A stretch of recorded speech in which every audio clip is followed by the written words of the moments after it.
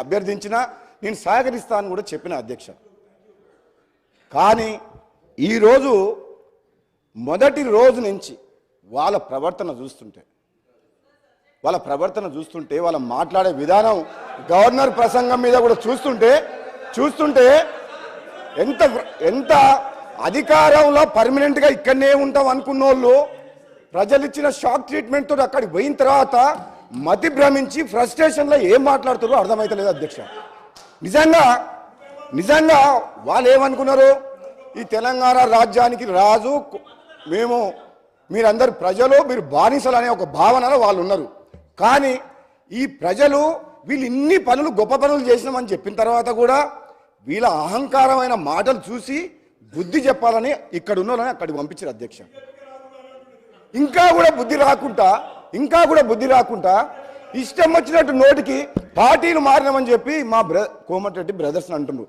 మీ నాయకుడు కేసీఆర్ గారు ఏ పార్టీలో రాజకీయ జీవితం మొదలుపెట్టిండ్రు, ఆ తర్వాత కాంగ్రెస్ నుంచి టీడీపీకి ఎట్లొచ్చిండ్రు, ఆ తర్వాత టీఆర్ఎస్ 3 పార్టీలు మారిన చరిత్ర మీ నాయకుంది. అది మర్చిపోవద్దు, మీరు అది మర్చిపోవద్దు అధ్యక్ష. నేను ఎక్కువ మా డిప్యూటీ సీఎం గారు ఈ పవర్ పాయింట్ ప్రజెంటేషన్ శ్వేతపత్రం సంబంధించి కొన్ని విషయాలు చెప్పిండ్రు. దాంట్లో ఆ బుక్లో క్లారిటీగా ఉన్నాయి నెంబర్స్. గత 10 సంవత్సరాలలో వీళ్ళు చేసిన విధ్వంసం వల్ల ఈ విద్యుత్ సంస్థలు ఎట్లా నష్టాలకు పోయినాయి అని చెప్పి శ్వేతపత్రంలో చాలా డీటెయిల్గా ఉన్నది. అందులో లోతుగా నేను పోను అధ్యక్ష. అదేవిధంగా ఈ మంత్రి గారు మాట్లాడిన మాటలు విన్న తర్వాత గౌరవ ముఖ్యమంత్రి గారు కూడా యాదాద్రి పవర్ ప్లాంట్ విషయంలో కానీ భద్రాద్రి పవర్ ప్లాంట్ విషయంలో అవుట్డేటెడ్ టెక్నాలజీ తీసుకొచ్చి ఏ విధంగా మనకు 4 రూపాయల యూనిట్ దొరికే పవర్ని 6-7 రూపాయలకు పోయిందో వాళ్ళు చేసిన తప్పిదం మీద, అదేవిధంగా ఛత్తీస్గఢ్ తోటి మనం ఒప్పందం చేసుకొని సకాలంలో డబ్బు చెల్లించకుండా ఈరోజు బయట ఎక్కువ రేటుకు ఛత్తీస్గఢ్ అగ్రిమెంట్ కాదని చేసిన పొరపాట్ల మీద ఎంక్వైరీ చేస్తామని చెప్పి చాలా డీటెయిల్గా చెప్పారు అధ్యక్ష. వీళ్ళ భవిష్యత్తు ఎక్కువ రోజులు ఏం సమయం పట్టదు. మీరే ఎంక్వైరీ ఆర్డర్ ఇచ్చిండ్రు, ముఖ్యమంత్రి గారు ఆదేశించిండ్రు. దర్యాప్తు సంస్థలు ట్రాన్స్పరెంట్గా బయటకు వచ్చిన తర్వాత వీళ్ళ గురించి ఇప్పుడు ఆలోచించుకుంటే జాలేస్తుంది, బాధ అవుతుంది. రాబోయే రోజుల్లో వీళ్ళ పరిస్థితి ఎట్లుంటుందని చెప్పి భయంకరమైన పరిస్థితిలో మీరు నెట్టబోయబడతారు. మీరు చేసిన తప్పులు మామూలు తప్పులు కాదు.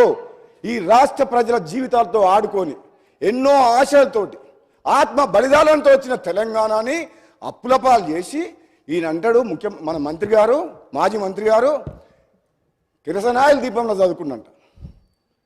ఈ కిరసనాయిల దీపంలో చదువుకున్న మాజీ మంత్రి, కిరాయి ఇంట్లో ఉన్న మాజీ మంత్రి 2014లో ఈరోజు నాగారం తుంగతుర్తిలో బంగ్లా కట్టి 1000 కోట్లు ఎట్లా సంపాదించిన అధ్యక్ష? ఎక్కడికి వెళ్ళి వచ్చినాయి అధ్యక్ష? రాష్ట్రాన్ని అప్పులోకి నెట్టేసి, ఈ పవర్ మినిస్టరు విద్యుత్ సంస్థలను అప్పులోకి నెట్టేసి, ఈయన మంత్రిగా మాత్రం భూములు, ఇసుక మాఫియా 1000 కోట్లు దోసుకున్న చరిత్ర ఈయనది మాకు చెప్తున్నా అధ్యక్ష. మరి అన్ని మాటలు నన్ను అన్నప్పుడు నేను మాట్లాడగా అధ్యక్ష, నన్ను పార్టీ మారినమని అన్నాడు అధ్యక్ష. ఈ పార్టీలో ఉన్నా ఆ పార్టీలోకి పోయినా ప్రభుత్వ వ్యతిరేకంగా పోరాటం చేసి నా ఆశయం లక్ష్యం ఒకటే అధ్యక్ష, ఈ కుటుంబ పాలన పోవాలి, నియంత పాలన పోవాలని తెలంగాణ సమాజం మొత్తం తెలంగాణ ఇచ్చిన కాంగ్రెస్ పార్టీ వైపు చూస్తే మళ్ళీ కాంగ్రెస్ పార్టీకి వచ్చిన మీకు అర్థం కాలేదా? నాలాంటి వ్యక్తి మళ్ళీ వాపసు వచ్చిందంటే మీ పని అయిపోయిందని మీకు అర్థం కాలేదా? నేను వచ్చిన తర్వాత మీరు అటుపక్క పోయిన మాట మర్చిపోకండి. పార్టీ మారింది ప్రజల కోసం. ఆనాడైనా ఈనాడైనా ప్రజల పక్షాన నేను గొంతు విప్పింది తప్పితే వీళ్ళ పదవులకు డబ్బులకు ఆశపడే వ్యక్తులం కాదు.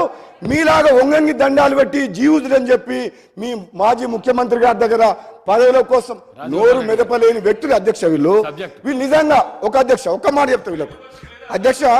ఈరోజు విద్యుత్ సంస్థలు కానీ నీటిపారుదల ప్రాజెక్టులు కానీ ఈ మంత్రివర్యులు, ఈ ఎమ్మెల్యేలు, అధికారులు ధైర్యంగా మాజీ ముఖ్యమంత్రి గారి దగ్గర ధైర్యంగా చెప్పలేకపోయారు కాబట్టి ఈ అనర్థం జరిగి ఈ రాష్ట్రం అప్రపాలైంది. మీకుందా ఆ ధైర్యం? ఈరోజు మా గౌరవ ముఖ్యమంత్రి గారు అధ్యక్ష, ఒక యువకుడు మేము చెప్తున్నాం అధ్యక్ష, నిజంగా ఏ సమస్య వచ్చినా ఏ నిర్ణయం తీసుకున్నా తప్పని చెప్పి ముఖ్యమంత్రి గారితో చర్చించి నిర్ణయాన్ని మార్పించే శక్తి మాకుంది. మీకుందా అధ్యక్ష? వీళ్ళకు వీళ్ళు ఆయన ముందర నిలబడి మాట్లాడతారా అధ్యక్ష? వీళ్ళు ఒక నియంతలాగా పరిపాలిస్తున్న ప్రజాస్వామ్యం కూని వేసి ప్రశ్నించే గొంతు లేకుండా చేసిన ఆ ముఖ్యమంత్రికి మాట్లాడే ధైర్యం వీళ్ళకు ఉందా అధ్యక్ష?